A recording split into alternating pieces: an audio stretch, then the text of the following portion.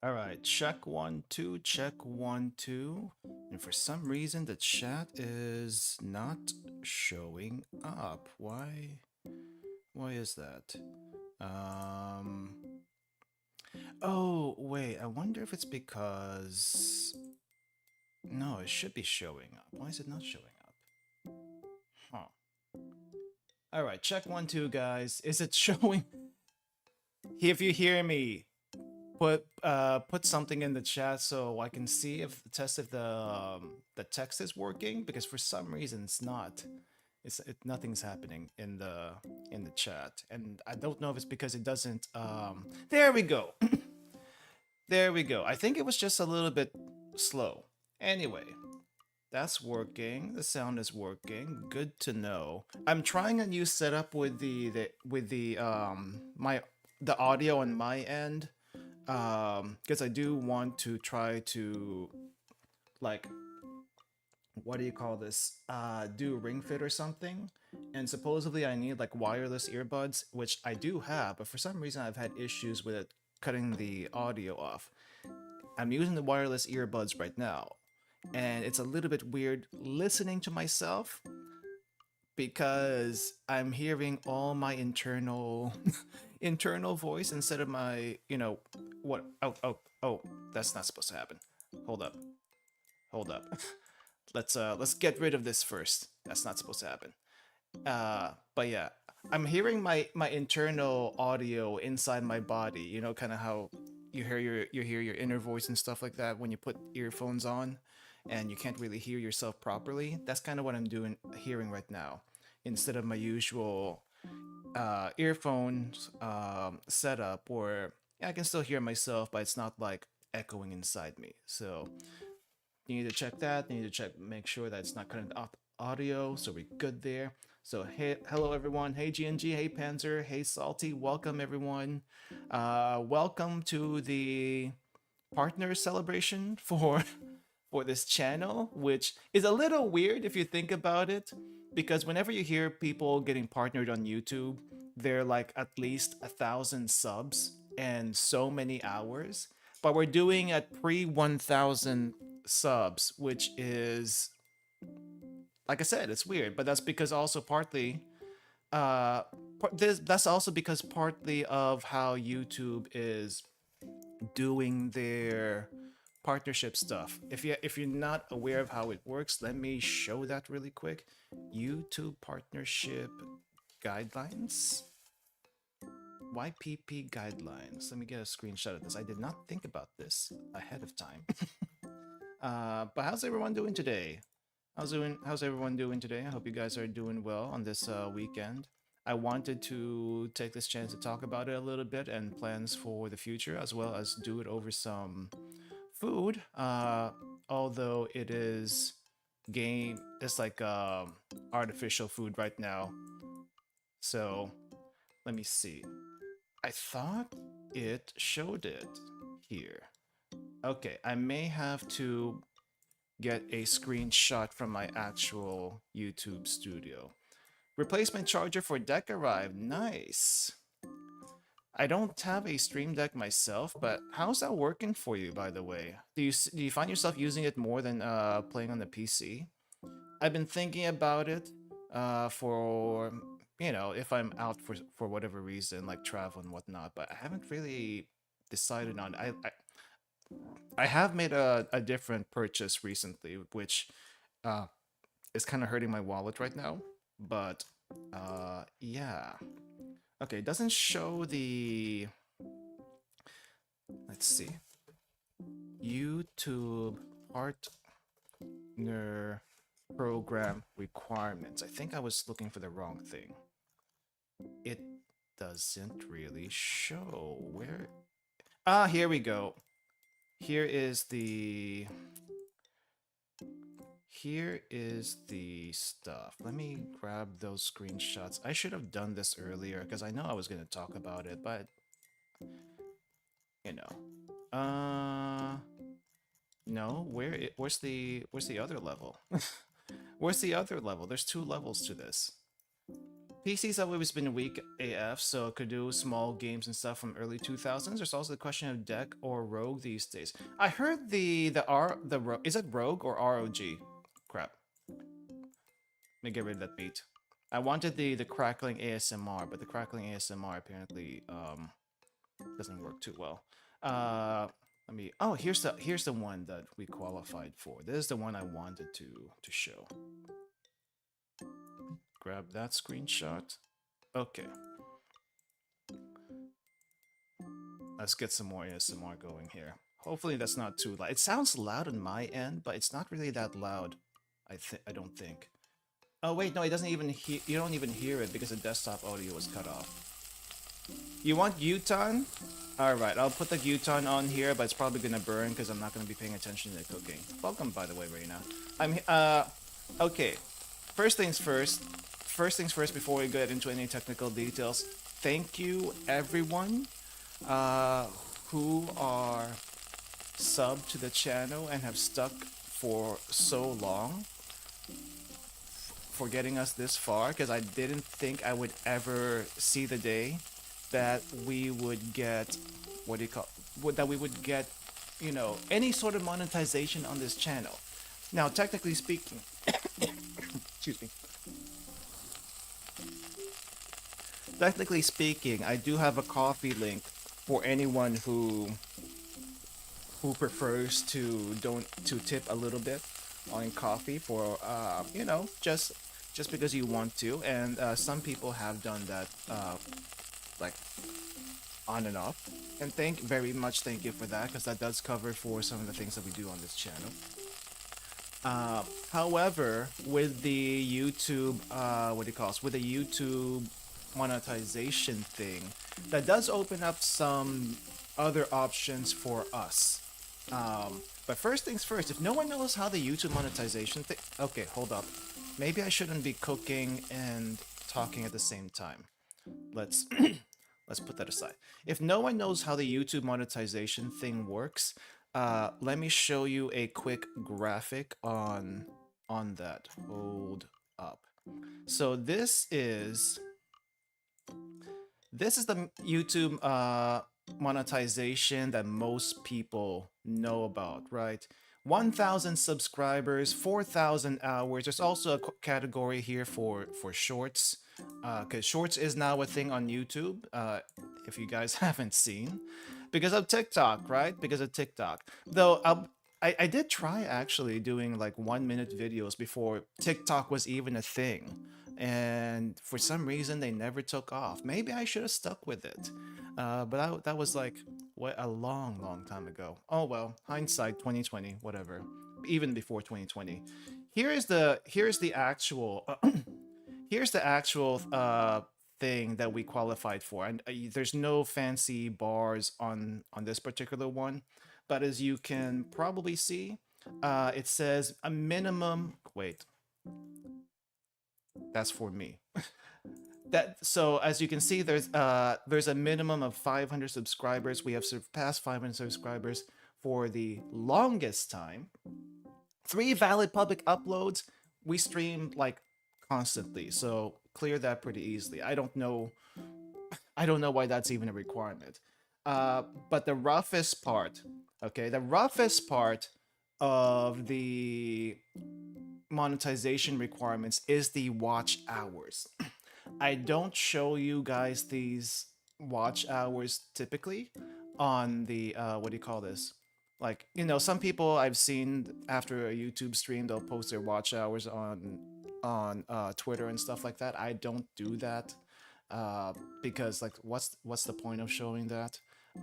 But for for the lower tier of monetization, there's actually 2 tiers. So the one above, the one you see for 1,000 subs, that's still in effect. The thing you get with the lower tier, which is what we're on right now, super chats are enabled, memberships are enabled. I haven't enabled either of them on the channel today, so just FYI on that. And I think there's like shop affiliations and stuff like that also.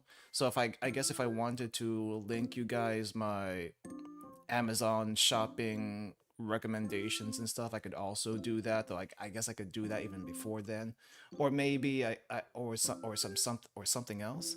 Um, but the big things from those is I also get support from YouTube. I don't know if I ever got support from them before, but I suppose supposedly I have even more support now. I have no idea. Uh, but yeah, I think that the main things here are that let me double check my page on YouTube. Okay, so the main things are memberships can be enabled. They are not enabled currently. I'm still waiting on some things for that. We'll also talk a little bit more about memberships later. Uh, super chats can be enabled before memberships, and I'm a little hesitant to enable that. I'll talk more about that again later. There's this shopping connection. Connect your online store to YouTube. I have no idea what that's about. I have no idea what that's about. I may have to look into that a little bit more, but I don't think it really applies to us. Um, and I guess there's also super comments. I'm not sure if you've seen those in some YouTube channels. Apparently, some people do use them. In if they don't, if you don't stream, you can't really do super chats, but you can do super comments or something like that. Which, okay, I guess that's one way to super chat without actually being a like live on stream kind of thing. So those all I can enable. What we do not have, which is I think the main thing for the 1,000 subs, 4,000 hours tier, is the what do you call this? Is the ads. So no ads on the channel right now. Will I turn on ads on the channel if I do get that far? Probably. Passive income is kind of nice. Not gonna lie. Uh, so, uh, so yeah. For all intents and purposes, we're mostly able to monetize a channel. And I am gonna be working on membership stuff. Like, for memberships, I have asked for help with emotes and stuff, and I'll be making badges on my spare time. So those are coming eventually. If you guys would like to support the channel that way, support the channel. I get funds to put into other things. But yeah, this hour requirement is the toughest part. 3,000 hours. Even for the bottom tier, you would think that would scale with the number of subscribers, but no, it doesn't. It actually does not, and that's really rough. But if you get 3,000 hours, getting to 4,000 is actually not too terrible. To to show you guys what it looks like right now, as far as our what do you call it? As far as our status right now for the next tier, it's like exponential growth. I guess it is. I didn't think of it that way, but I guess it is like exponential growth. If you can get 3,000, supposedly getting 4,000 isn't too difficult, but that also depends on a few things. Um, but here is where we are right now as far as... Okay, maybe I should put that here. Here is where we are right now. What is going on?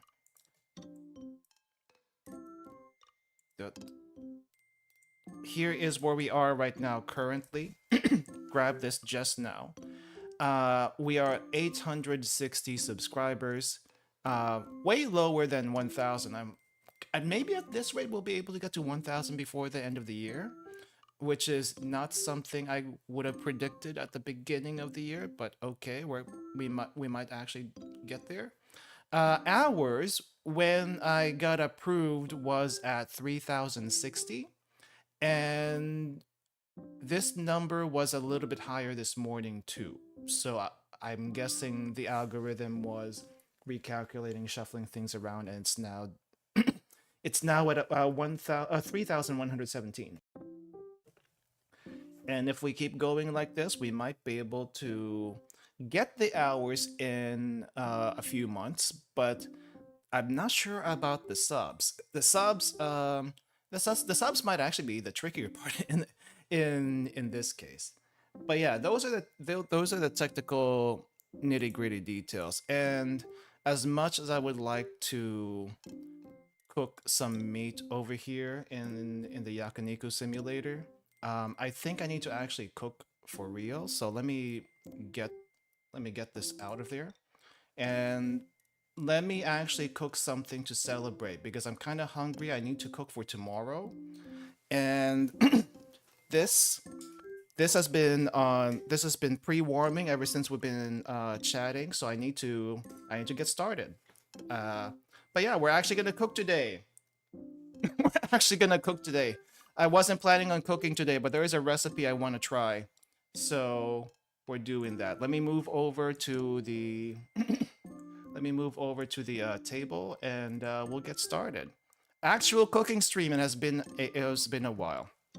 Sub either explodes or slow crawl. There is no in between. There is an in between. There is an in between, though. The in between is probably still considered a slow crawl. Just don't drop the oil again. There's not going to be any oil involved in this cooking. Let me show you what we're going to be cooking. Let me move over too. Hold up. Let's see. Okay, noise gate is off, so you can hear me even though I'm far away. Here's what we're going to be cooking today, guys. Let me take off the lid really quick. So this is primed and ready. What we are going to be cooking today is some chicken I have been marinating. Now, it's not obvious what this is going to be off the bat because what I have right now is some chicken marinated in some chili oil, and I don't remember what else I put in here. There's maybe a little bit of soy sauce, chili oil and soy sauce. However, the recipe we're going to be doing today, have you guys heard of adobo, Filipino adobo? We are going to be cooking Filipino adobo today. I've cooked it, I think, at least once, maybe twice on the channel. We're going to cook it today, a little bit different recipe than normal. So I have some garlic. Everything is so bright. What is so bright? Let me lower down the light here. Everything is so bright. Hey, Cats, welcome. Welcome. Okay. Okay, that's better. Is that better? That's better. Okay, so we have some garlic here, very essential for adobo. As far as the meat goes, you can use pork, you can use chicken. Honestly, you can even use vegetables if you really want to. But better with meat because of oils and stuff. So what I need to do first is, since this is preheated, we need to get some oil. We don't have any oil. So what are we gonna get oil from? We're gonna get oil from the chicken. We're gonna sear the chicken a little bit, extract some oil from that so we can fry the garlic in it before we actually cook the thing.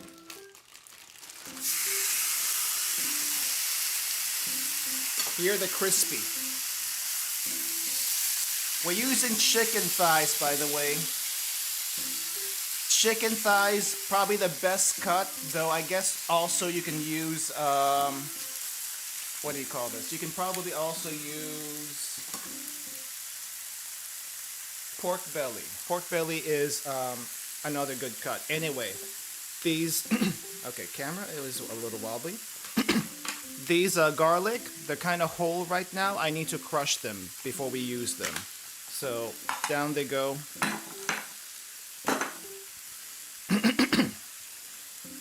Crush, and I'm just leaving the skin on. That's how I usually do this. But you want it as crushed as possible so that it cooks a little bit easier. Let me see. Do I need to turn you? We just want to sear you. We don't want to cook you yet. So this is going to be a little bit different from your typical adobo because normally you don't have all these spices in the marinade, and also I'll be using another ingredient I don't normally use in adobo.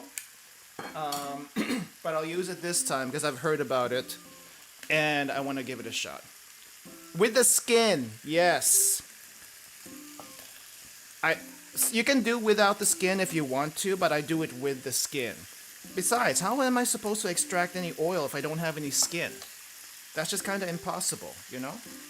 You need skin to extract oil. That's where the oil is. Oh, you mean the garlic? Yes, even with the garlic skin. That's how I normally cook, because there's really no difference for me personally. Skin on, skin off garlic can help a sauce stay on. Yeah, the garlic skin. I know some people peel this. You can peel it if you want to. This is just how I usually do mine. And there's honestly, I feel like the garlic skin will add a little bit more flavor to what we're doing.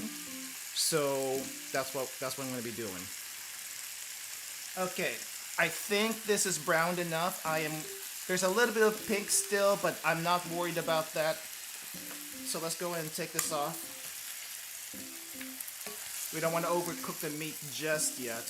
Anyway, this is gonna cook for about an hour once we're ready. Once we put the meat back in, so that it gets soft and stuff. We have a few leftovers here, and all we need to do now is like brown the garlic. Now the garlic might look a little bit weird because I've frozen them. Because I don't, I keep a lot of ingredients in the freezer. And so this might look a little weird, but the flavor's still there. The flavor's still there. Don't worry about it. Don't worry about it. Anyway, I got some pepper here that I'm grinding ahead of time. Need this pepper for later. I freeze veggies. I use mostly frozen ingredients. If only because ever since COVID started, before COVID started, let's go back that far. Before COVID started, I would actually buy my ingredients as I needed them, so that they're fresh and stuff like that. But because during COVID, you wanted to be away from people, you didn't want to go out too much, I started buying frozen ingredients, or started freezing my own ingredients. And that's kind of where we're at with this. And once you cook it down, you really can't tell the difference for the most part. Now there are some things you can't really freeze, like tomatoes. You can't really freeze tomatoes. So you still have to get those fresh if you need fresh tomatoes. For salads, if you want to do salads, you have to get those fresh too. But there's a surprising number of vegetables that you can keep in the freezer, and it would still be fine. It would still be fine after you cook them. What do you mean freeze the garlic? I mean freeze the garlic. I get the garlic head, I take all these pods out, and I put them in the freezer. That's what I mean by freezing the garlic. And why is that so freaking bright? I think I need to adjust my levels there. Anyway, we have a little, yeah, you can't see it. It's blown out. It's blown out. I've never had this issue before. Let me see. Color correction. Not the gamma. Brightness? Not the brightness. Defaults. Oh, that's better. Oh, that's a whole lot better. So we have some... Okay, it's still bright. That's still bright. Color correction, saturation, brightness, contrast? Lower the contrast a bit. Okay, it's a little hard to see, probably because of the lighting, but we have some white pepper here. White pepper, black pepper, it doesn't really matter. If you got peppercorn, even better. But that's what I usually see. That's what I usually use. Color correction is indeed needed. I don't know if it's enough though. Now it seems a little too dark. Seems a little too dark. I haven't had to mess with this in a while. Maybe I just need to. Let's adjust that. A little bit warmer coloring. Lighter, not too much lighting. That's okay. Okay, that's maybe a little bit better. A little darker than I'd like, but I think it'll be okay. Alright. Let's see, is this garlic ready? It's a little bit browned. I need to brown it a little bit more. But if you're not familiar with Filipino adobo, you use a lot of garlic, a decent amount of vinegar, and some soy sauce. That's really all there is to it. That's really there is to it. However, the vinegar you use and the soy sauce you use will determine the quality of your adobo. The stronger the flavor, the better for the vinegar. So typically I like to use the Philippine cane vinegar, especially the spiced cane vinegar.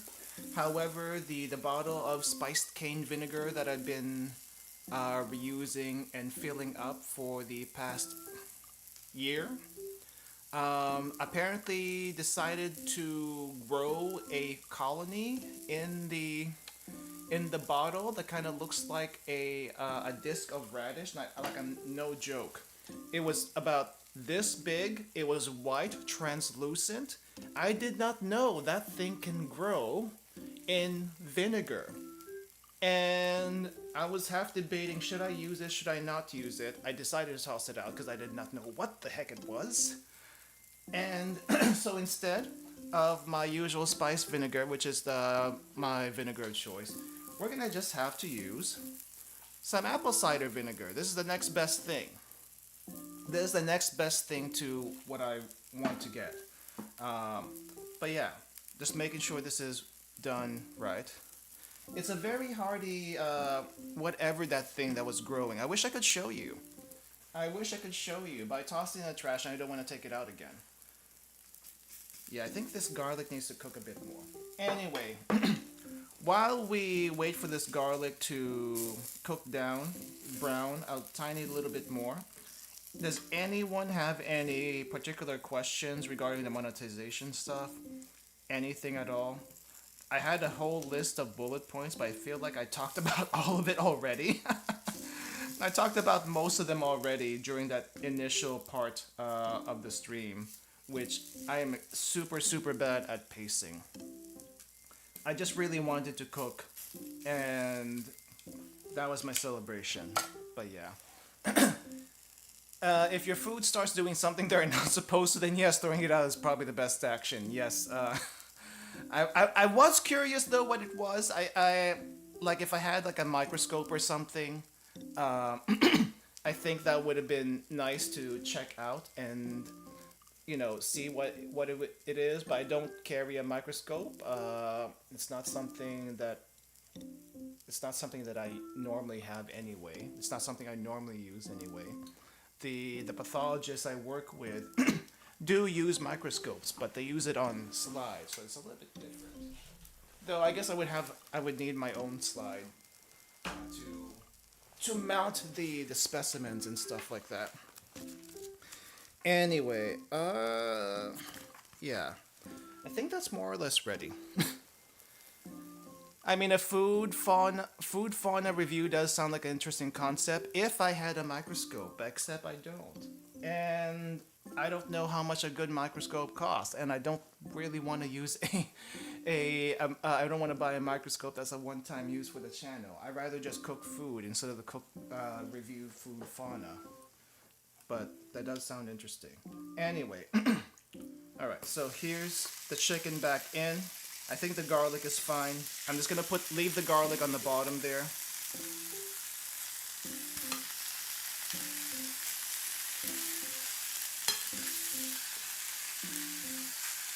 Have a little bit of juice.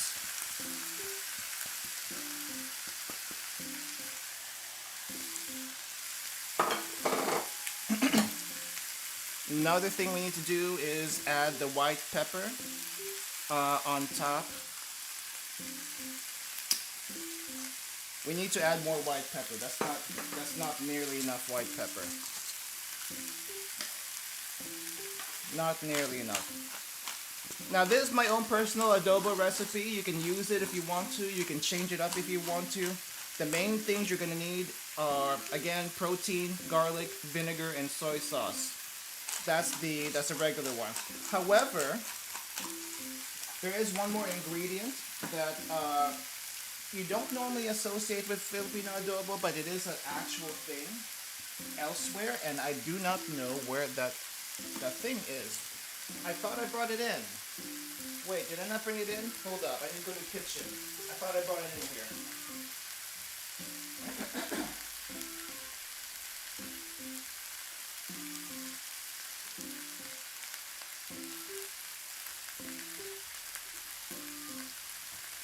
Found it. Found it. It's this thing. Coconut milk. I've never used coconut milk in my adobo. I have made a sweet version with pineapple juice and pineapples before. A little too sweet for me personally. Would not really do it unless I didn't have vinegar. But this is apparently a thing. People adding coconut milk into their adobo at the end of the cooking process. So this is going to go near the end, or pretty much close to the end. You also don't want to breathe in a lot of that. Breathe in what? Oh, the sus food fauna. Made some adobo today too, with beef tongue. Nice. I have heard that beef can also be used. Typically though, I think beef is more found in the southern part of the country where most Muslims are, because typically it's pork, right? Pork is huge in the Philippines. Chicken also. I don't really use pork as much these days. I still do a little bit, but chicken more so because it's cheaper for the most part.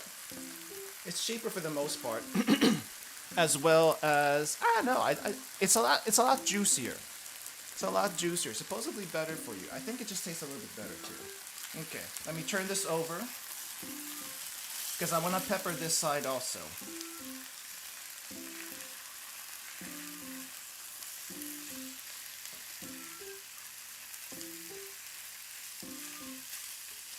All right. Pepper round 2.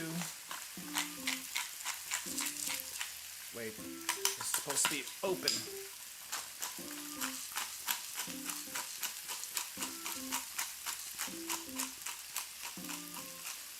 I like my adobo a little spicy and sour. That's what we're gonna do. All right. So pepper has been added. I think I need to bake that pepper in though before I do the next step. So turn over, bake it in a little bit.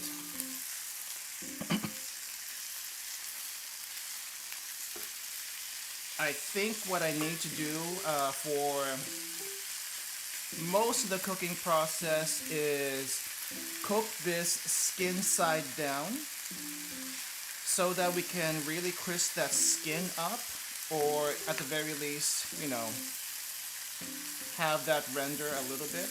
We're gonna be putting the vinegar in. We're gonna be putting the vinegar in. I do like to marinate this in. Not marinate. I do like to braise this in vinegar. So maybe crisping it up is not gonna be a thing, like I said it would be. Anyway, so it's gonna be like that. You can also add bay leaves to these. I think it's a common thing to add bay leaves. It mellows out the flavor quite a bit, so I'm gonna put that in there. And I'm gonna go ahead and add some vinegar.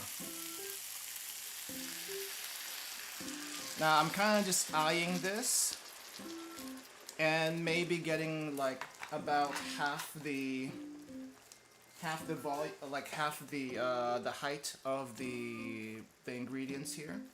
So when I have that in, lid goes on so that we cook that through, and we're gonna let that sit for about 30 minutes, flip it over, and then we're gonna continue. So while we're waiting, we can keep chatting. Let me get a timer though. Timer. Clock. Timer. 30 minutes. What? Why do I have to do the scrolly thing? Okay. 30 minutes. Go. There we go. Alright. Going back to the desk, or maybe not. That way you can hear it cook also at the same time. Hey Banana Kitty, welcome. How's it going? Thank you for the congratulations. Luckily I already ate, so I'm not getting hungry. You're not gonna get hungry with this thing. So I think what I should do, so that people coming in aren't too confused what's going on. We're gonna put the game back on, if I can find it. We're gonna put the game back on, but we're not gonna cook anything in the game. We're just gonna have it. We're just gonna have it look like that, and we're gonna shrink the actual cooking thing down here in the middle. There we go. That's how we're gonna set the stream up for today. Yeah. In the case, I can just get more food. I have eaten a little bit too much sweets today, personally. So I shouldn't have more sugar. It's kind of bad when work decides that, hey, we're gonna treat everyone to what do you call this? We're gonna treat everyone to some like sweet coffee and muffins and croissants and all these very high calorie desserts. And I am a fiend for pastries in general, so that's even worse for me. Imagine my surprise, okay? Imagine my surprise when I get like a tiny, you can't really see it here. When I get a tiny little, what can I use for scale? Here, let's use my notebook for scale. When I get a little tiny sponge cake about the size of my notebook, dimension-wise, maybe not as thick, maybe like at least twice as thick as this one at least. And it's over almost 300 calories for that tiny little sponge cake. Like, what the heck? I can eat 2 or 3 of those in one go. Are you telling me I'm gonna eat almost half my calories in the day from eating 3 little sponge cakes? It's even worse when they give you like muffins that are the size of your fist or more, and that thing is like 600 calories. Like, excuse me? Are you telling me that gigantic muffin, which in hindsight probably is worth 600 calories, but at the same time, are you telling me that gigantic muffin that people have no business making that big is basically more than a quarter of my daily calories? Are you joking me? And I can like eat multiple of those? It's not necessarily the sugar. Like, yes, the carbs on the muffin is a lot, and it's partially that, but I'm also thinking it's the amount of butter or oil that they add into the mix. Butter or oil by itself is a lot of calories already. And then you add the bulk of it, which is bread, flour. That adds even more. Sugar by itself, yeah, we kind of scream when we say 10 grams of sugar, but honestly, 10 grams of sugar is not a whole lot calorie-wise, but you probably should not be eating 10 grams of sugar regardless. More than 10 grams of sugar regardless. In a soda, I think you have way more than that. Correct me if I'm wrong. It's been a while since I've drank any soda. I usually avoid soda in general. Water is fine. Tea is fine. Bread is always super heavy. Bread is super heavy and bread is super tasty. And I'm a bread fiend. So imagine when I go to Japan. whenever I go to Japan anyway. I see a bakery and I want to try all the stuff in the bakery, and I think nothing of it. Well, I do walk everywhere when I travel. When I'm over there and traveling, but the walking doesn't really burn enough calories. It really does not burn enough calories to justify the amount of pastries and bread I eat on a daily basis over there. It's ridiculous, and that's probably why I still gain weight despite all that walking. To be honest, didn't really think about that. Did not think about that, but it's so tasty though, and there's like so much what do you call this? There's so much variety that you don't see. Like, holy crap, just a sec. Can I find pictures? I want to show you this. I want to show these to you guys. If you're lucky enough to have an Asian grocery store, wherever you live or nearby where you live, then the temptation for you is a lot less. However, for someone who doesn't have easy access to Asian grocery stores in general, let me grab some pictures and show you what the heck I have to deal with. Can I close that and it will still show up on screen? Yes, I can. Okay. Wait, that's not it. Wait, oh no. That closed the game. Close the game. That needs to go up. That needs to go up for flavor. Free mode. Okay. Can I minimize it? Minimize, it does not work. Okay, I cannot minimize it. It just has to stay there. Let me see. But yeah, if you don't have easy access to Asian grocery stores, it's a little bit tougher to... I mean, it's just tougher in general. I think I need to lower the heat down a little bit. It's steaming a little bit too much. Yeah, I need to lower that heat down a little bit. Okay. If you don't have easy access to Asian grocery stores or bakeries, it's much more difficult to resist to resist that. I mean, Japan is bad enough with their variety of good food that you can get. So yeah, let me see. Let me bring up one picture. Let me see. Is this a good picture? Is this a good picture? It's not a good picture. This one's also not a good picture, but let's not do that one. Maybe there wasn't that many. Maybe I was imagining things. Oh wait, here's one. Not necessarily from a bakery, but let's use this one. Where is?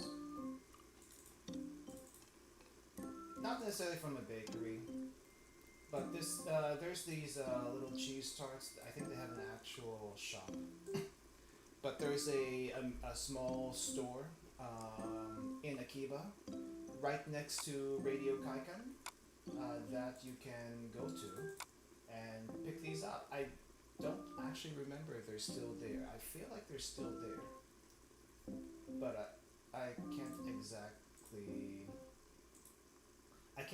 remember. It's not really cheesy. It's not like a typical American cheesecake. It's more. This is more fruity. It's more fruity. And this one is like, I think either a pineapple or an orange cheese tart. Light on the cheese. It's still there, but it's lighter on the cheese. Crust is very crusty, very firm, and very fruity. Extremely fruity. Though it's more of a candied jam feeling than anything. So maybe that's a bad comparison. Maybe that's actually a bad comparison. I have way too many pictures from Japan, so it's a little hard to I need to like make tags for these. But let's see. Here we go. Let me bring these up.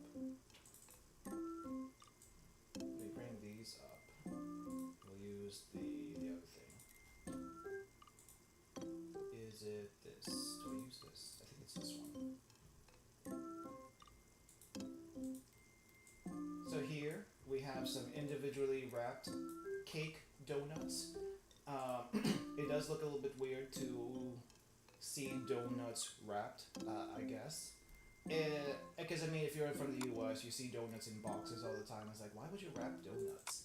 But the way donuts are kind of seen in Japan is it's more of a dessert thing rather than you get a gigantic box kind of thing, which I think you can still do, but not for these types. These are specialty donuts from certain place. That's not dessert. That's not dessert. Those are not desserts. Those are fancy onigiri that cost more than your typical onigiri. Not desserts. These are okay. These are bread. Those are bread. Yeah. There's a few more. Oh wait, I know. This one's not from Japan. This one is not from Japan, but let me see if I can grab it. Not that one. Not this one. Is it this one? Maybe the next one. Probably not this one, cause.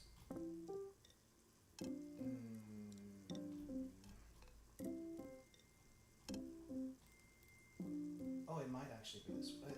Here it is. Just a second. Yeah.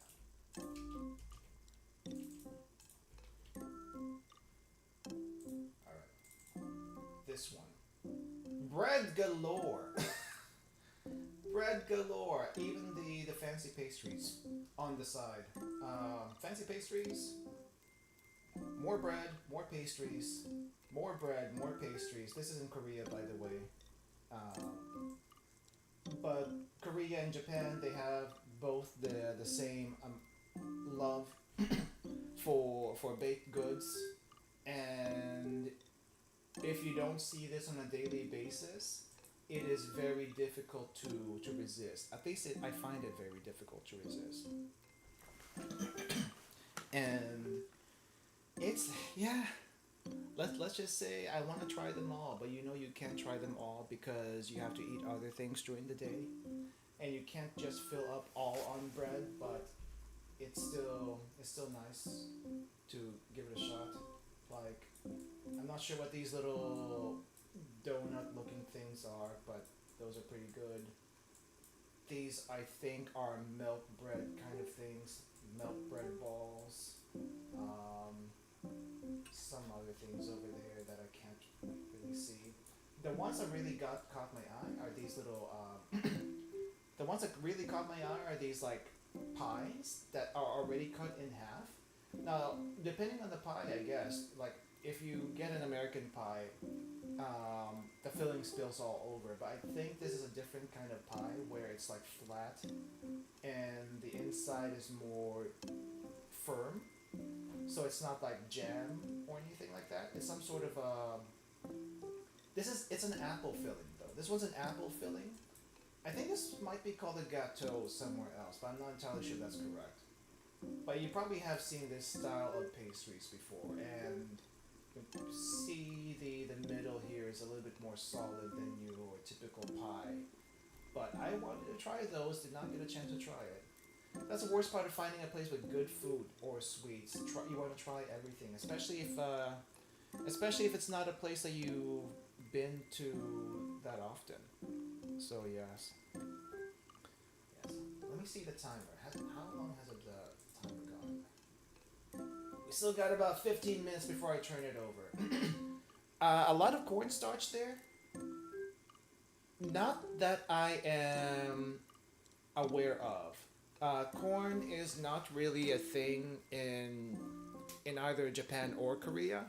Now, there is a lot of corn in Hokkaido, up north in Japan, but they don't usually use that for like cornstarch or anything like that. If you want cornstarch, you'll probably you see that in a lot of Chinese cooking, right? And they probably do have cornstarch for sale, but it's not a thing there, like, it's not a thing I normally notice. Unlike, here in the States, you have corn everywhere. Corn syrup, high fructose corn syrup, corn starch. But in Japan and Korea, the thing that you typically use corn for is corn tea, corn, grilled corn, corn in desserts, corn in ramen, that kind of thing. I don't think there's probably some corn chips, but not as common as potato chips, if I'm not mistaken. I don't really pay attention that much to what's corn and what's not corn, but cornstarch haven't really seen as much. You do know the U.S. is like the number one producer of corn in the world. I think it is anyway. This is where corn comes from. Corn comes from the U.S. and Mexico, I suppose. I think Mexico has like a special corn that's not even in the U.S. where there's this like weird fungal growth on the corn, some sort of blue corn with fungal growth on it. That's supposed to be like really special because it's probably used in medicine or something like that. I don't know. It's not necessarily for eating, though I think you can. I've heard about it a while back. I don't remember all the details though. Anyway, those are just my many food temptations from travels and whatnot. It seems like the steam is getting to the chicken. I usually cook the chicken for at least 45 minutes to an hour just to make sure it's soft. I'm not necessarily trying to like cook it through, though that's a good idea. I'm mainly trying to cook it enough to where it's soft to like not fork tender but spoon tender, if that makes sense. I can cut it with a spoon. That's how soft I usually try to make them. I think it's a little bit too high. Hold up. Nope, it's on simmer. It's a bit odd. I remember corn can mean a lot of things in Europe. I wonder if it's still the case. I have no idea. I haven't heard anything about corn in Europe to be honest. No idea. I just know that there's not as many uses for corn outside of food over there. I mean, cornstarch is a corn food ingredient, but still, they use flour. Sometimes we use like cornmeal, corn flour to bread and stuff. I don't think they usually do that. They use flour. Typically use flour. At least I haven't seen cornmeal used over there. I'm pretty sure you can still get it. It's just not common. Not common. Would have to live in Japan or Korea to confirm that. If anyone knows, let me know, please, because I have no clue. No clue.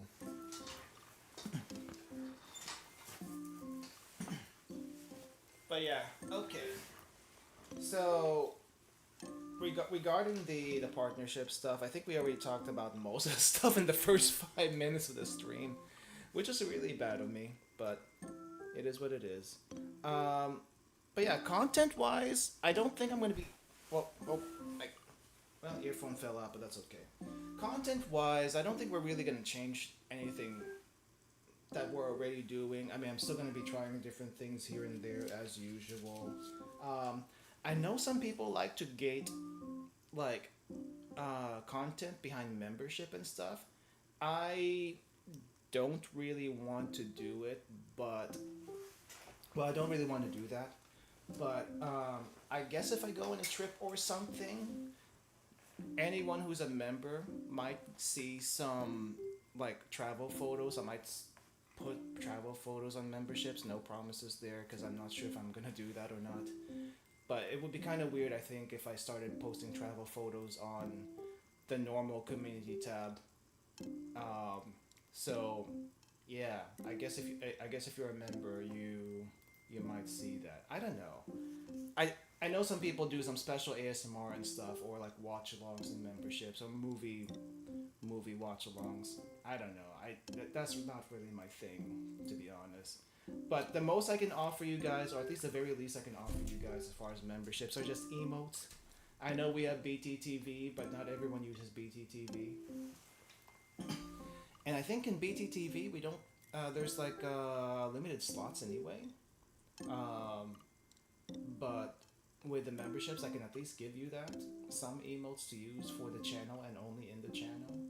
Um, there's some being made right now, badges and stuff like that. Maybe I have to start thinking about merch at this point. I don't know. I have merch ideas from a long time ago. I don't know if I'm a, I don't. I think it's too early to do any of that stuff. Way too early to do any merch stuff. Let's start small. Let's start with emotes and things. But honestly, it's just weird, to be honest, to see the notification. Hey, you're a YouTube partner now. Oh, okay. Um, that's nice, but I don't know what to do with this. I honestly do not know what to do about this. Back taking care of parrots. Nice. Wait a minute. What do parrots eat? I'm guessing nuts. Mostly nuts.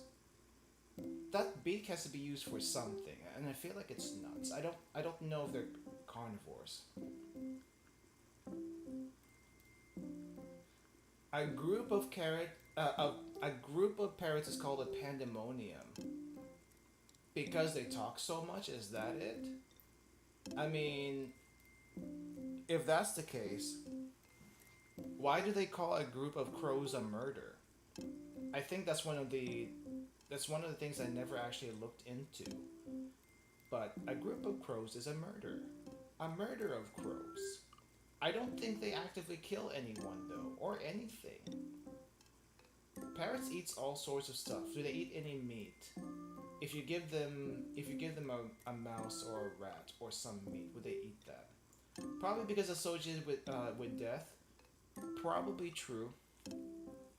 I mean, if you look at all the plague doctor stuff, they're kind of like crow inspired, right? Well, maybe unintentionally crow inspired because the long beak, the long mask is supposed to contain some herbs and oils to keep away any scents from the outside and hopefully make the inside of the mask a lot more bearable. But they do kind of look very crow-like. Veggies, fruits, and seeds for the most part. Maybe not a mouse or a rat, but they will take a few bites of a hot dog or a piece of bacon. Interesting. But I'm guessing fruits is more their is more of their main diet. Oh, they do require some protein. Can you give them beans for protein, or do they prefer meat for protein?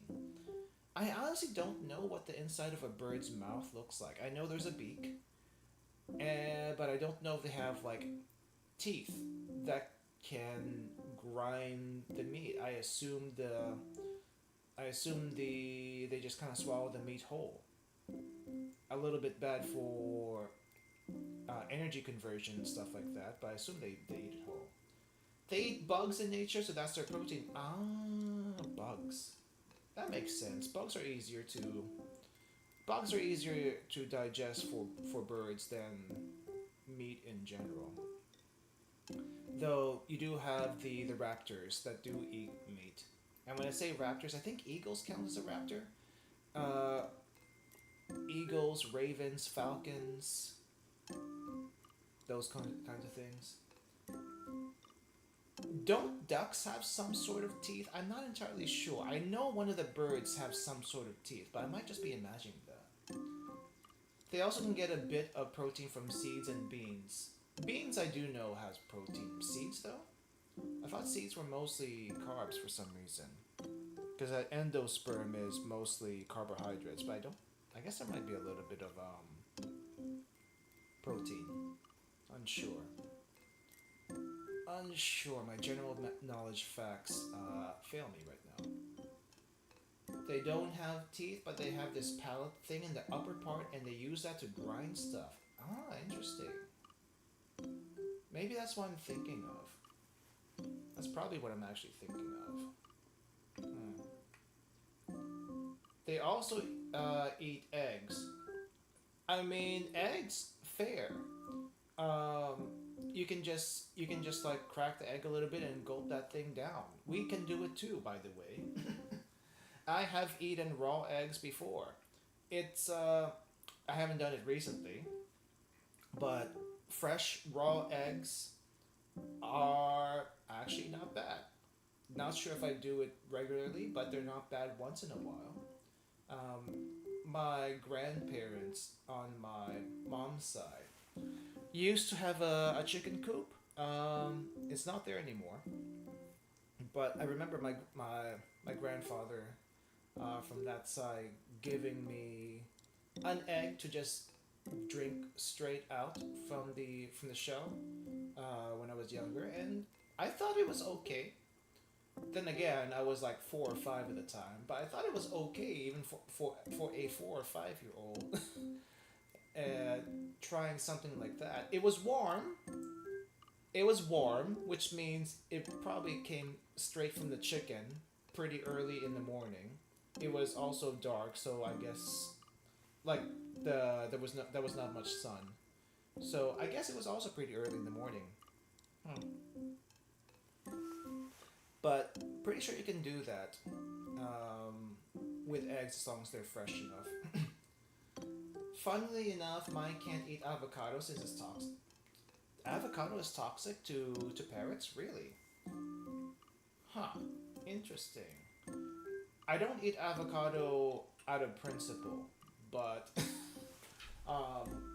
it's interesting to find out what foods are toxic to some animals. You know, because you wouldn't think they're toxic, but for some reason their biology can't digest it, or there's something about it that's toxic. Huh. Kind of like, you know, cats and dogs aren't supposed to eat chocolate because supposedly that's bad. That's like toxic to them.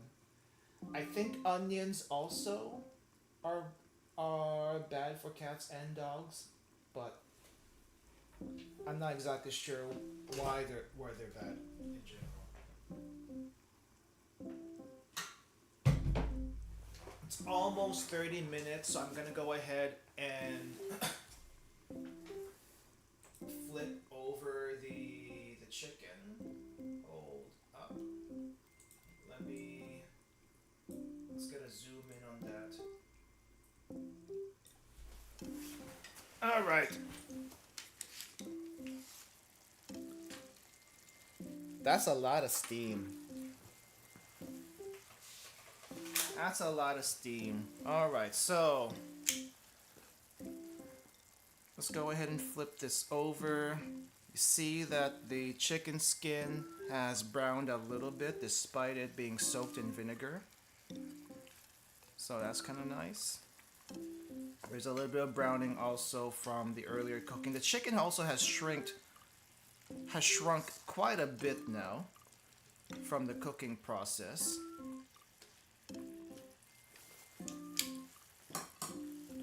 Now, I normally don't add the soy sauce this early, but I think it'll be okay. I just kind of eyeball it. So a little bit of soy sauce on each chicken to start with, just coat it a little bit. You don't want too much soy sauce, otherwise it becomes too salty. The soy sauce honestly is just there for a little bit of flavor. And the heavier the soy sauce, the better. Kikkoman is okay. There's another brand of Philippine soy sauce that I use that I don't have a handle on. But if you're looking for a Philippine brand of soy sauce that does the job, it's this one. The silver swan is the regular one that most people use. I use a different one that has a pineapple logo on it. Because that's what what my grandma used growing up, and for me it has a nicer flavor. Some people might disagree. Anyway, we're gonna cover that up for now. Another 20 minutes. We're gonna do 20 minutes on this one, and then we'll finish it off there. I think I flipped it over, right? I did flip it over. I flipped it over. So another 20 minutes, and then I'm gonna add some coconut milk. I don't think I'm gonna add the entire can. I don't think you need to add the entire can. That might be too much. So I'm just gonna eyeball it and see what how much I'm gonna need. So yeah, another 20 minutes on that, and then we can give that a try. I had another thing of like apple cider vinegar because I thought I'd need more, but I guess not for this one. Not for this one. We're done also with the soy sauce. The only thing left to add is the coconut milk, and I am very curious how that's going to turn out. Very curious how that's going to turn out. Alright then. Let's see. I'm trying to think of what to talk about. I'm trying to think what to talk about. Because we already got the main topic out of the way, to be honest, with the monetization and stuff. I don't know. For the most part, it's going to be the same as always. It's going to be the same as always. As far as the channel is concerned, like I said, I'm going to experiment here and there. Game plans, Blue Archive is still going to be a thing as long as there's events and Momo talks to do, and of course as story to do. That's going to be for the foreseeable future a permanent part of the channel. I am still deciding what to do with Sword of Convallaria, you know, that SRPG gacha game.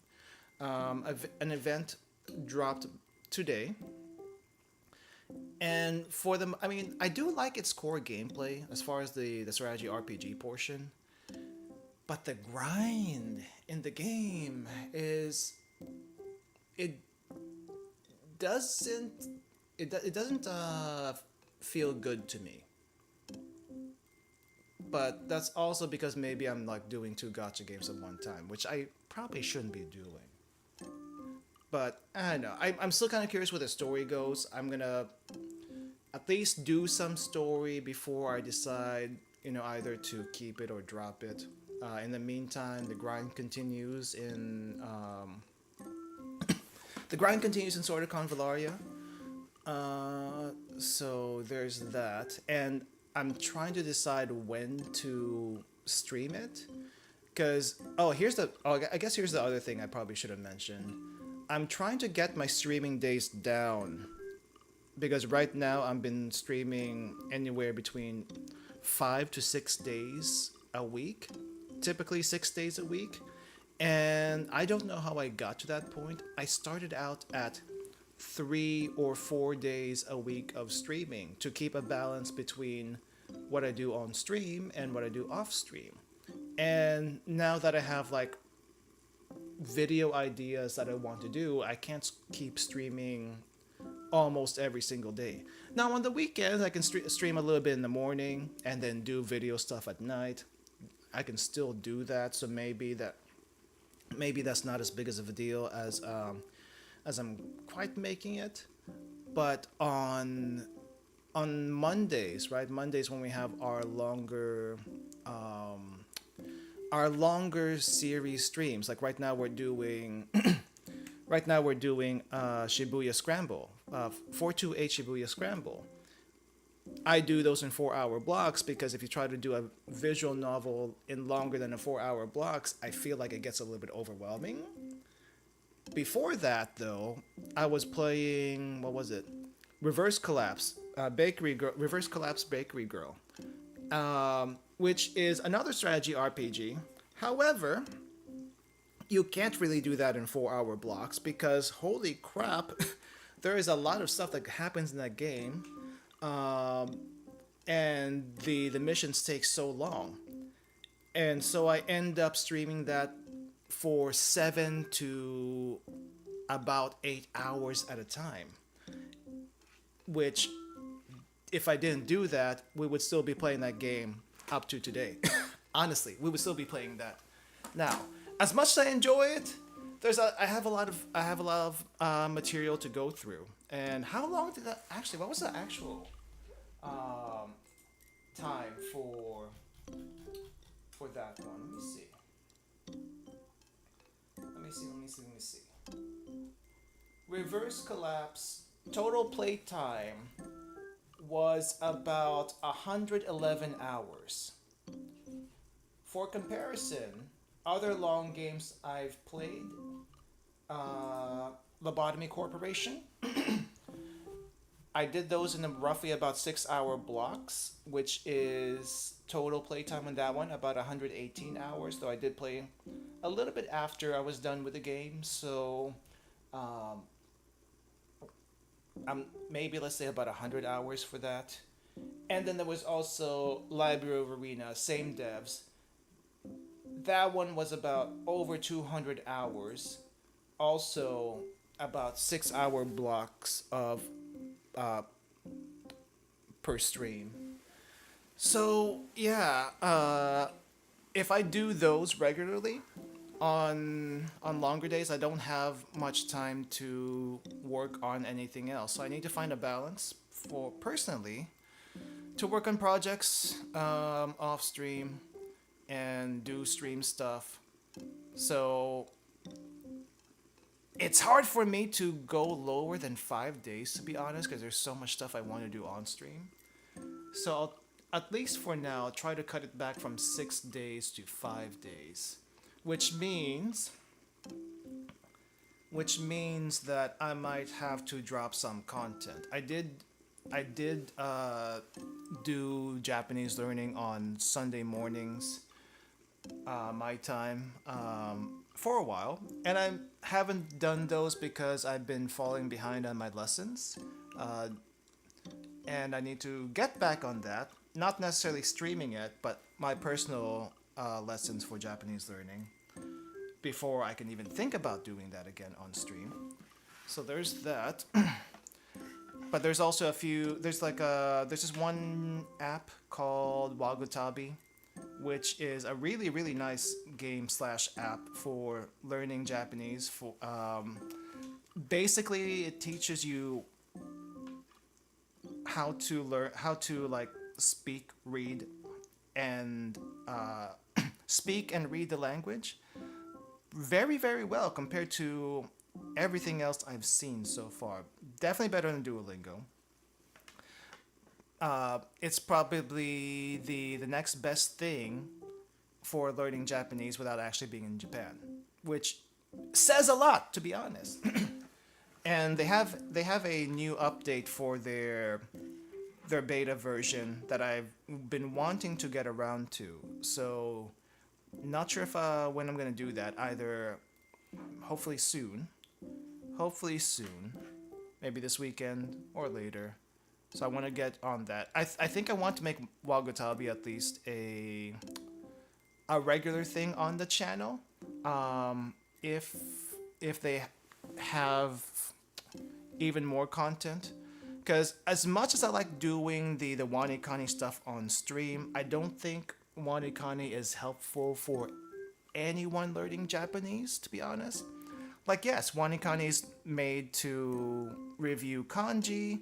You learn vocabulary by doing WaniKani, but it's a little bit hard to teach from WaniKani. If you're just doing it purely for the kanji and learning vocabulary, great. WaniKani is good. Or the other version of WaniKani, Anki, with separate flashcards that you download yourself. But if you want to actually teach Japanese, that's not a good way to do it. And I feel like Wagutabi is a good way to do it. That's why I have decided to actually support them on Patreon because I actually believe in that thing. So I do want to at least make Wagutabi a regular thing. I can teach from that and learn from it at the same time. And I do still want to keep that on Sundays because Sundays are usually a chill time to stream. or it's at least a chill time. At least Sunday is a nice time to just relax and do a small block of lessons and try to explain everything and do that stuff. Whenever I do the Japanese learning stuff, I don't do it for me necessarily. I'm still learning, but I also do it to hopefully teach, hopefully help others who somehow walk into a stream, learn it alongside me. So I'm not just going through the lessons myself. I'm also explaining the lessons and trying to understand it. And if I already know it, explain it a little bit to, like I said, hopefully help you guys. That's why I do the Japanese learning streams. That's why I do the Japanese review streams. It's to help me and also help you guys. So,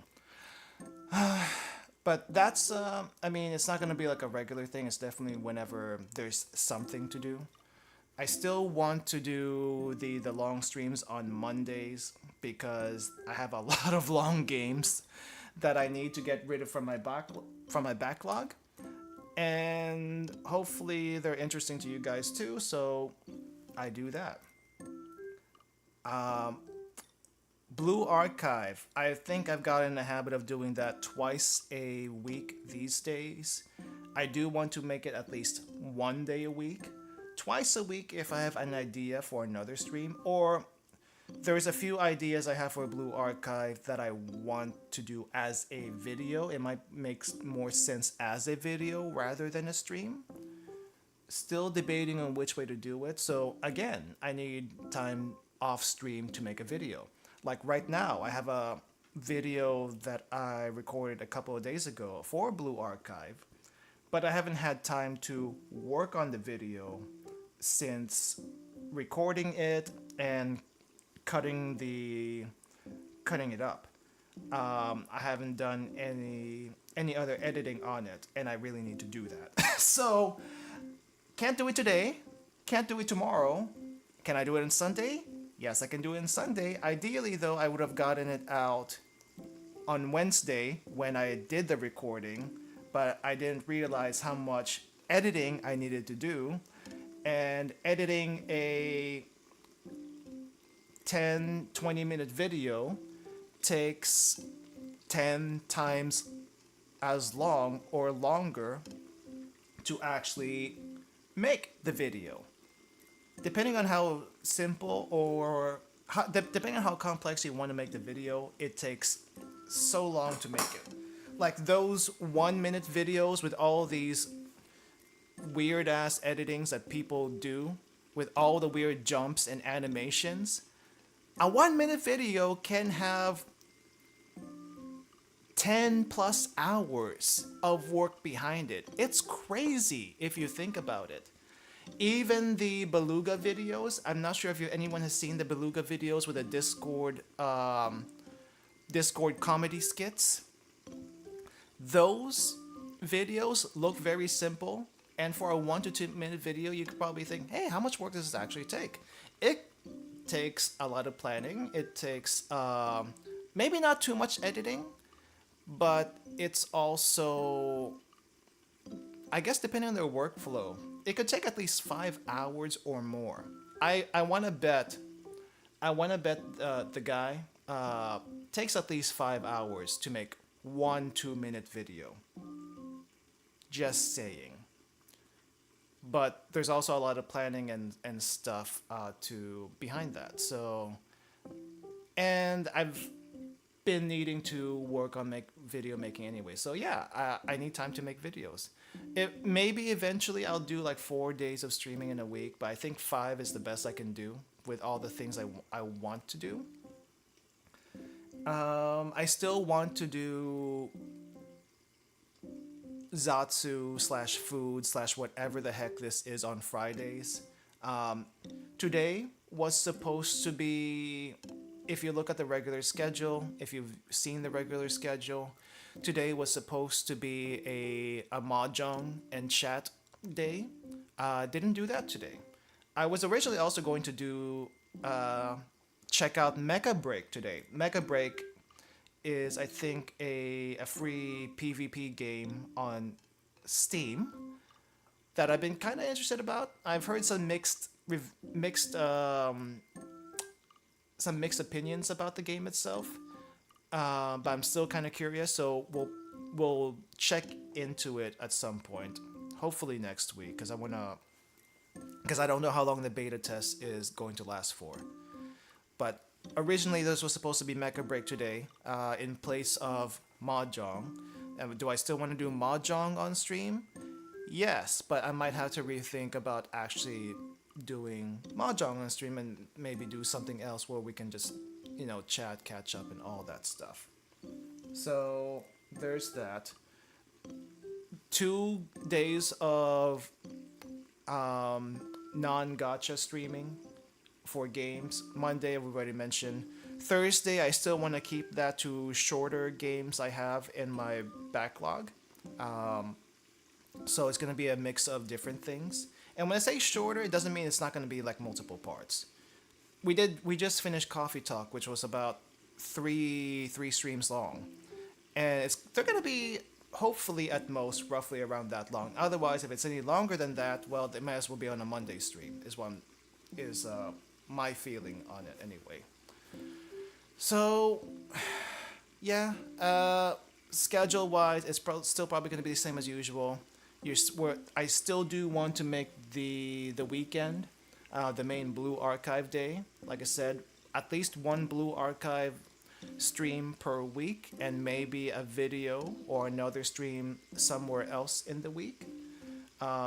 Especially if I'm going to be taking on multiple gacha games like I am right now, I need to find a time to do said second gacha game. And in order to keep it to 5 days, I might have to move the Blue Archive stream in the middle of the week and make that into something else. Kind of don't want to, but if I have to, I will. So I'm really bad about wanting to do a lot of things on the channel, but at the same time, I know I need to give myself time to actually work on things on the channel, and that means not streaming as much as I have been. Even though the goal right now is to make it 1 day less, that 1 day is gonna help a lot. So, yeah, that's kind of the plan right now as far as content is concerned. Long games are a big sink, but at the same time, seeing things like Bakery Girl really made me interested in your stuff. Yeah, I do like checking out some of the other games that interest me mainly, and second, other channels don't typically do. That's always been the thing about the channel. How's Adobe going? The timer hasn't gone off yet. I don't want to look at it.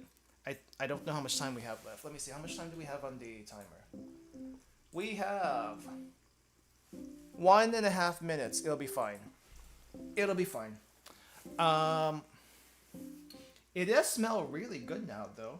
It smells a little... Hold up. I was about to say it smells really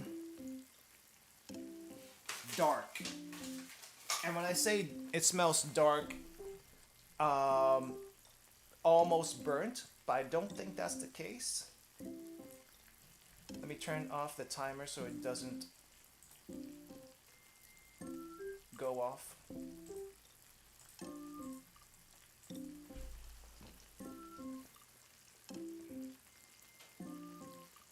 Can you see the color on that? It's not very good right now. Let me try to adjust the color correction to what I see, because it is not that pale. It is definitely not that pale. Let's see, a little bit of more saturation. Except the saturation bar does not want to move. Nope, not that saturated. Contrast, brightness.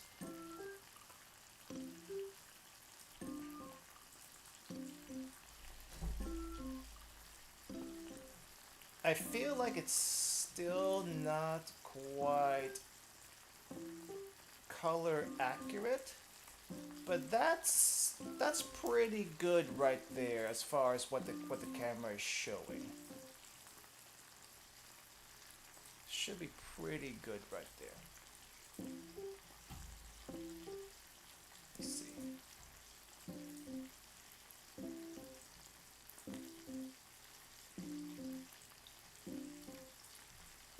Yeah. Let me zoom out a little bit so you can see it a little bit better. Yeah, that's pretty good right there. That's pretty good. So the thing we need to add here is a little bit of coconut milk. I don't think I have to use the entire thing. Maybe not even half of the coconut milk. Maybe just enough to give it a little bit of color. Because the thing with coconut milk is it's supposed to add a little bit of creaminess, but coconut milk also has, what do you call this? It also has a lot of fat. And now when I say coconut milk, I want to get something out of the way that bugs me, that bugs the heck out of me. You know how we have all these milk alternatives? Okay, I think it's a little bit saturated. It's a little bit too saturated. You know how we have all these milk alternatives that people are using these days because they want to be healthier, don't want to drink dairy or whatnot. Here's the thing. I think there are some non-dairy products that claim to use coconut milk, and people get that confused with the stuff that comes in the can. Now, here's the thing about the thing that comes in the can.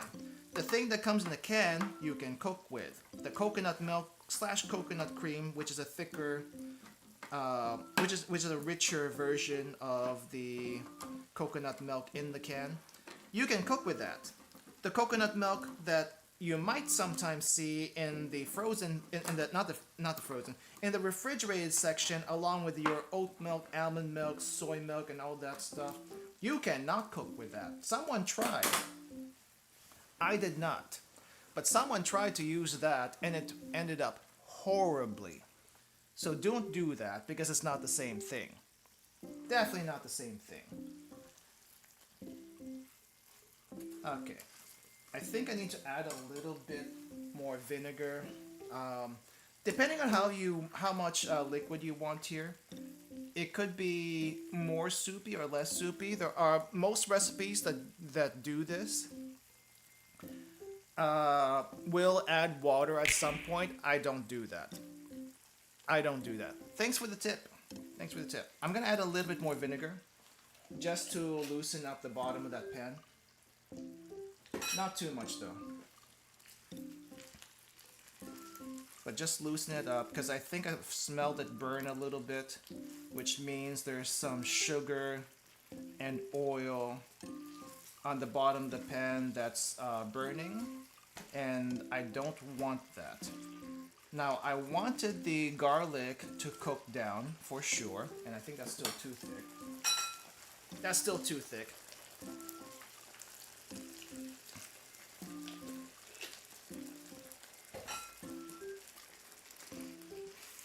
And a lot of people will use water to dilute or, you know, tone down the flavor of this. I like it strong, so I keep using vinegar. No water in my recipes. I tried using water once, and it was way too light for my liking. But you do you. If you like a more sour flavor, add more vinegar. If you want a lighter flavor, add water. Either way, that garlic has cooked down enough to where it will change the flavor of the vinegar. Also, the vinegar, if you cook it long enough, it will actually break down and taste a little bit sweeter. So just FYI. And the reason why we use cane vinegar, typically, is because it has a distinct flavor from most other vinegars. Like, you wouldn't think about it, but in the Philippines, vinegar is a very huge thing, and different vinegar mixes will be made out of different types of ingredients. Like there's cane vinegar, there's palm vinegar, there's coconut vinegar. Coconut vinegar tastes actually quite a bit different than the usual cane vinegar. I think this is done now. No, actually, no, it's not done. I still haven't added this. Let's add this. And this is probably too thick and it's not pouring out. Oh. Alright, G&G, thanks for dropping by and thank you again. I was hoping I could just pour it out there by making holes, but that didn't. I need to make a bigger hole in this can. But yeah, not coconut, vinegar, if you cook it down enough, will actually become will have a milder taste, which is why if you use a very strong vinegar, it will actually taste different from when you put it in. I think though, since I added some vinegar here at the end, it's gonna taste a little bit stronger than normal. But coconut milk in this is not something I'm used to. This is supposed to add a creamier texture, a creamier flavor. And I'm seeing that already. And I didn't use a whole lot. I just kind of splashed a little bit. And you can see this is not already, this is already not your typical Filipino adobo because it looks milkier, right? It looks milkier because of that coconut milk. I don't know how much of the coconut, how long to cook down the coconut milk. We'll just give it a few minutes. I think that should be enough. I probably should have added it in a little bit earlier, but I think this is fine, to be honest. It looks different already. Taste-wise, we'll do that afterwards. Now, here's the thing. Because I like to have this meal for more than 5 days, 1 thigh per day, I typically chop up the chicken. I typically chop the chicken with whatever I have on hand. So cut these in half. You don't have to do this. Ideally, you don't do this. Or ideally, you don't do this, but this is my money saving slash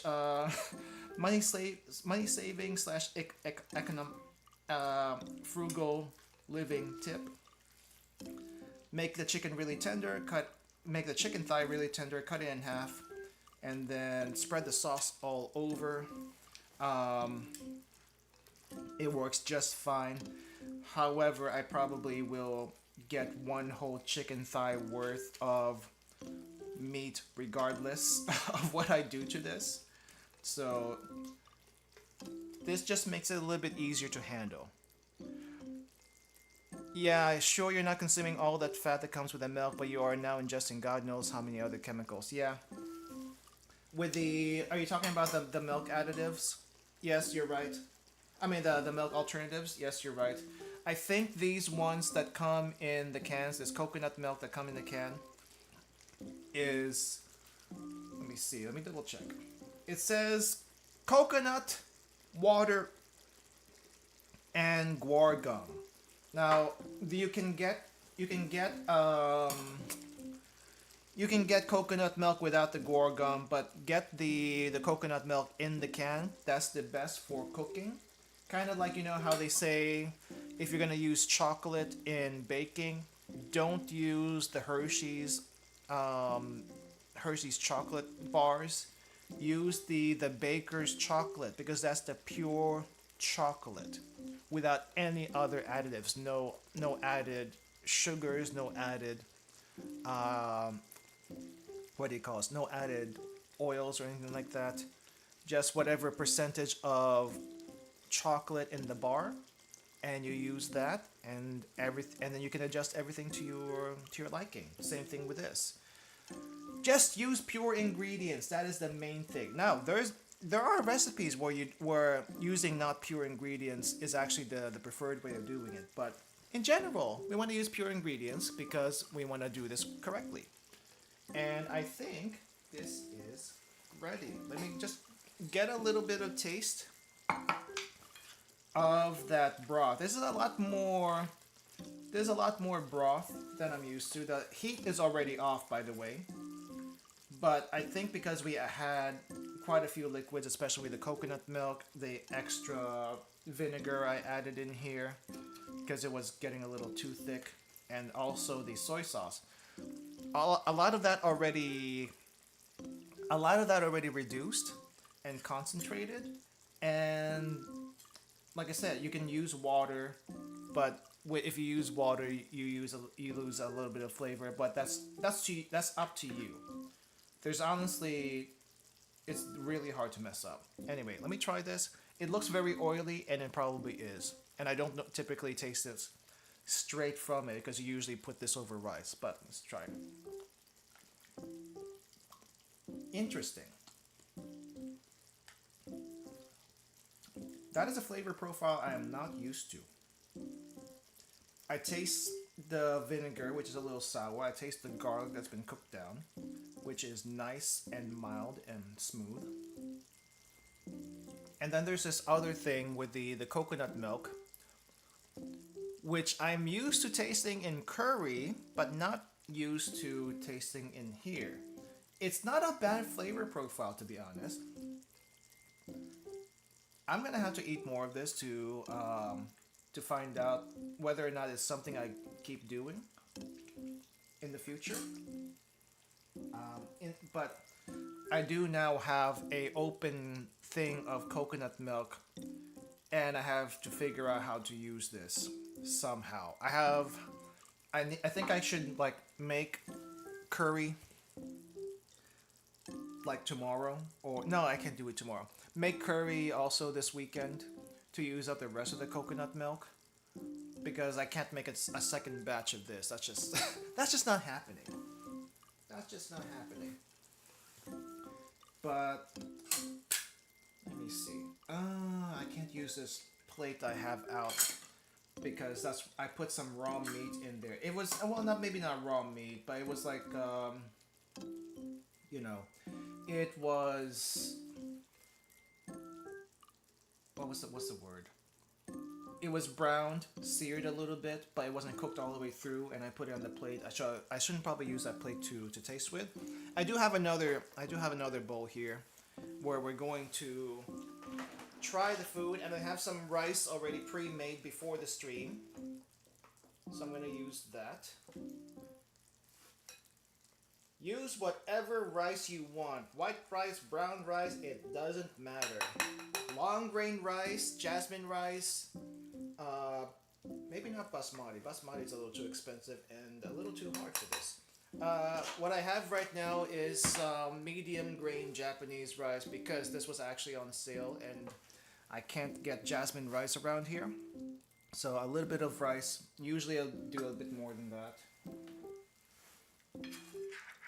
But we'll get a little bit. As you can see, there's not a whole lot of soup or broth here. You can add more liquid if you want it to be soupy, but honestly, soupy, not soupy, it's up to you. I've seen soupy before, but I think typically the broth is so reduced down that you have a little bit of broth, but not too much. Not too much. This is fine though, because what's going to happen here is when you mix it with the rice,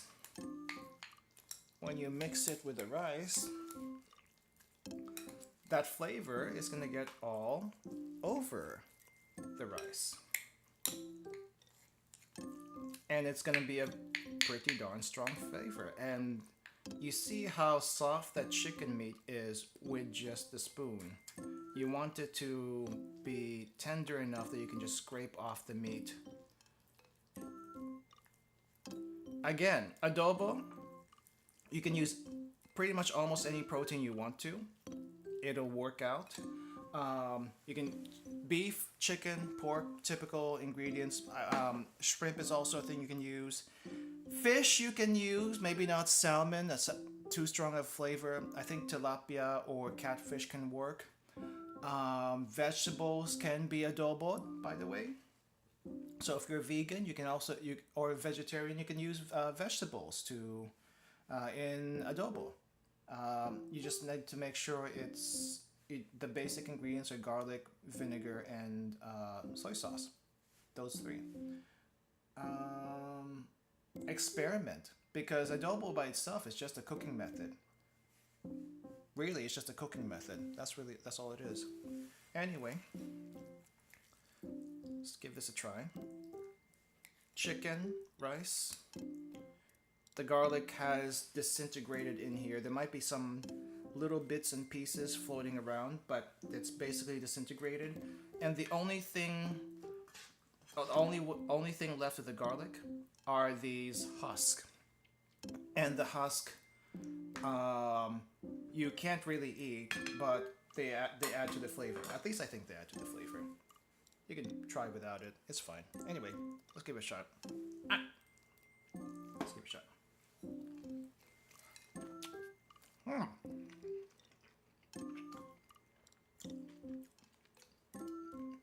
It's a little bit more tangy than I'm used to, because I think I added that splash of vinegar at the end and didn't let it cook down enough.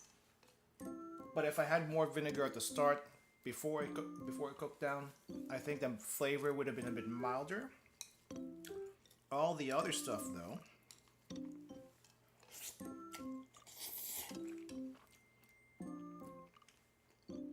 it's good. It's good. The coconut milk isn't as strong as I expected. I probably could have used a little bit more, but it's fine. The chili oil I used wasn't as strong as I thought it would be. The chili oil I used to marinate this is actually a pretty strong chili oil that I used in ramen and other things. But maybe because I didn't have as much, and because it got mixed in with all of this, it got toned down a lot. But there's still a little bit of heat there, and I like the heat. And the white pepper, not as strong. It kind of like plays support in this dish. I'm satisfied. There's a good one. It's a good one. Use chili morita for the sauce for the adobo. It was great. I don't know what chili morita is. What's chili morita? What's chili morita? Now, keep in mind we use vinegar at the start, right? And it's not a weak vinegar. It's apple cider vinegar. If you try to drink this stuff straight, it's gonna feel strong, as if you took a shot of alcohol, but really not astringent, but really sour. And I didn't really get through all my vinegar talk earlier. But ideal vinegars for this is first and foremost palm vinegar, which is from the Philippines, because that's the ideal. That's what it's normally used for. However, if you don't have that, apple cider vinegar is a very good second. Highly recommended. And if you think that's too strong, don't worry about it. When you cook it down, it's gonna be a very mild flavor, and it works a lot better than distilled white vinegar. Distilled white vinegar is not something you should use for cooking ever. That is a cleaning agent, as far as I am concerned. It has no place in the ingredient list for cooking. That is a cleaning agent, and that should only be used as a cleaning agent for your kitchen, for your bathroom, for your floors. I don't care what you say. Do not use balsamic vinegar. It's way too expensive. Balsamic vinegar also, you can't get enough balsamic vinegar to make even one pot of adobo, and the flavor is a little bit weird, so don't do that. Rice wine vinegar. A friend used rice wine vinegar. Problem with rice wine vinegar is it's too mild. The flavor of rice wine vinegar is too mild. It does not work too well for this. So you end up with a really mild tasting adobo, even milder than what you would normally have. So, highly do not recommend that. What other common vinegars are there? I think that's really about it as far as vinegars are concerned. Now you can get a little bit. You can try different other types of vinegars if you find them. However, if you find a vinegar with a ton of spices, and when I say spices, I mean shallots, I mean garlic, I mean onions, I mean chili peppers already in the bottle. Spiced vinegar is your best bet for making adobo. I'll say that right now. It's not that much more expensive actually. So if you get the brand of vinegar that most people use for this thing, it's the same price. It's exactly the same price, just a different flavor. So yay for that! Yay for that!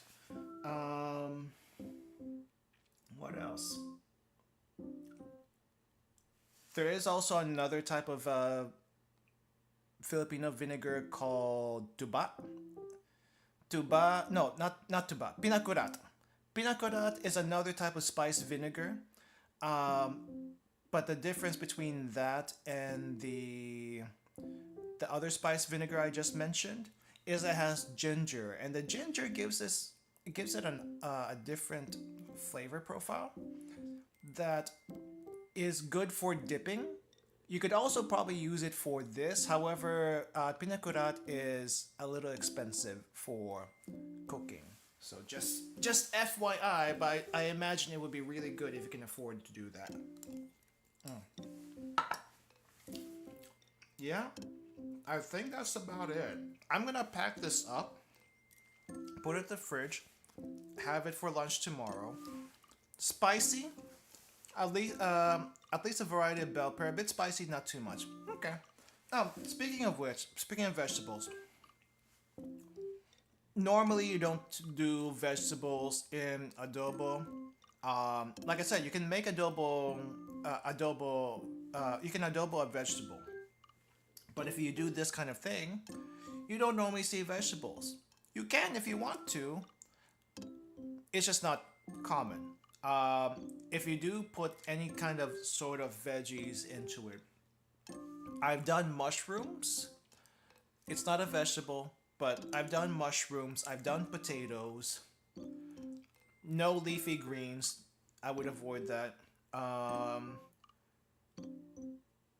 You can put a broccoli. I don't know why you would want to do that. I would not do okra. It gets too slimy for this kind of thing.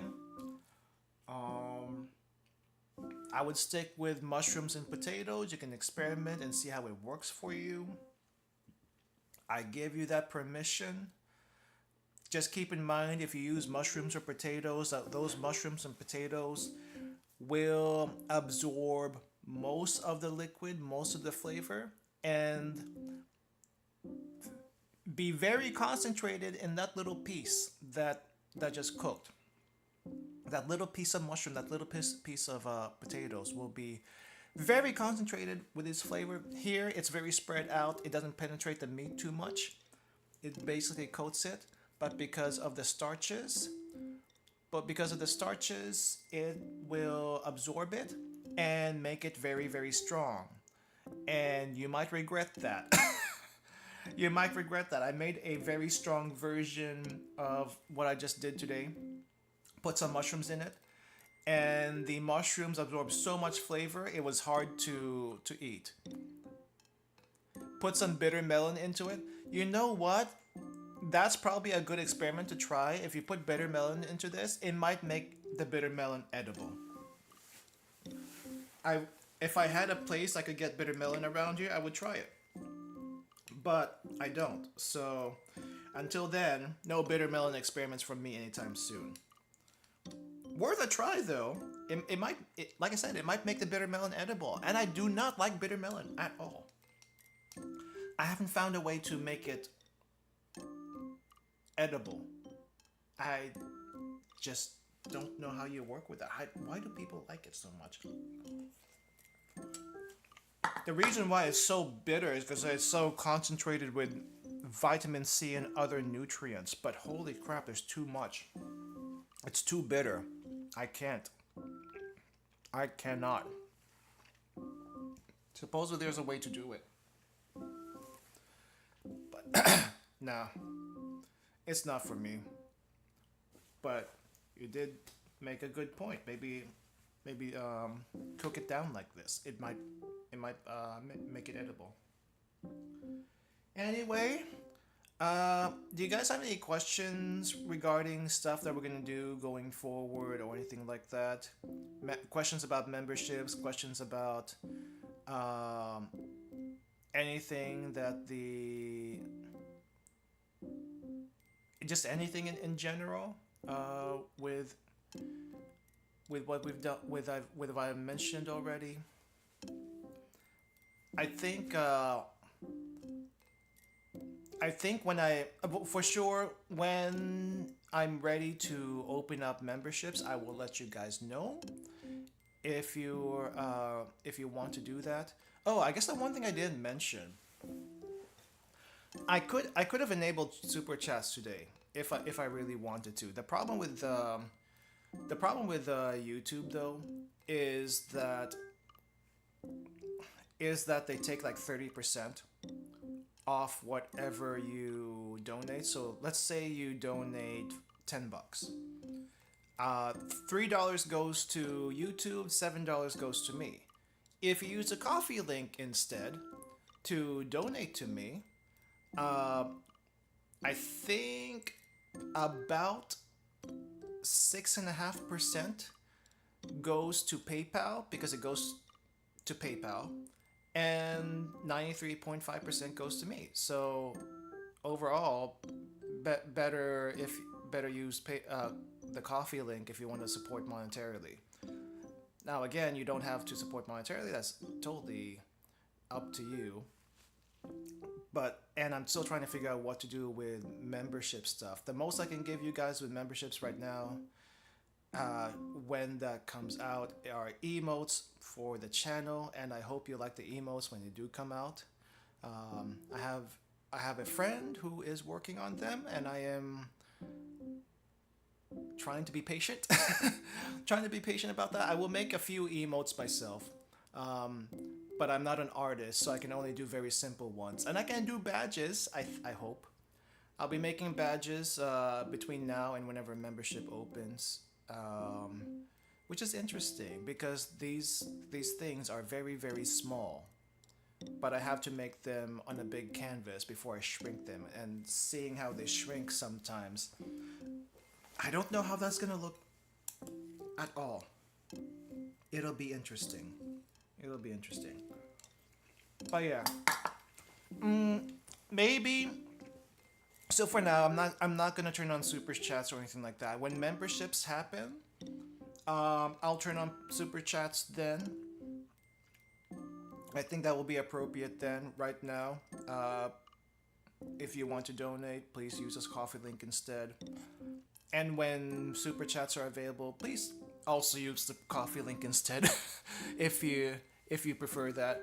But if you prefer, if you can, but if you prefer using super chats instead, you go ahead and use super chats. Just know there's a split there in YouTube. Takes a decent chunk, but it's not terrible if you think about it. Just I can't use most of it for projects. Oh well. Anyway, let's see what else. Content-wise, I guess we'll just review now. Content-wise, when memberships come up, if I go on a trip, you'll get trip pictures. For the most part, I think because I don't use Instagram. I have an Instagram, I just hardly post anything there. So you'll get to see it first. Because when I put stuff on Instagram, I like to pretty it up a little bit. Adjust contrast, adjust lighting, and all that stuff. Membership only talks, not sure if we're at that point yet, but maybe if there's something like super important to talk about that can't be put in regular channels, I guess that's what people do. Other than that, I don't want to really gate anything behind memberships. Just, just the pictures. just the trip pictures, and then everyone will see the trip pictures eventually, but you will see it first. You will see it first. Anyway, we'll talk more about that when memberships actually come out. But emotes and badges eventually. Can't promise a date, but hopefully soon. Not too soon though, because I just asked them to do it a few days ago, and they can't make it that fast. Anyway, that's gonna be it for me today, guys. Thank you all for coming. Thank you for watching, and thanks for dropping by for this the celebration. I would give you some of this adobo if I can, but it being the internet, I can't exactly ship this to you. At least I can't give it to you through the screen, you know. So enjoy the lovely camera view instead. Hopefully that looks decently appetizing. It looks good to me, but I don't know how other people feel.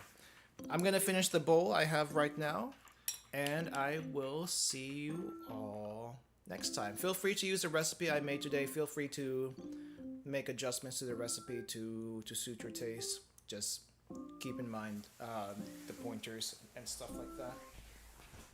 But yeah, let's see. I'll see you all next time. I will be back tomorrow. We'll be doing our Blue Archive stream tomorrow, and I need to figure out what to do next week. Yeah, I still need to figure out what to do next week. Alright. Thank you all for coming again, and have a good rest of your day, everyone. Bye-bye.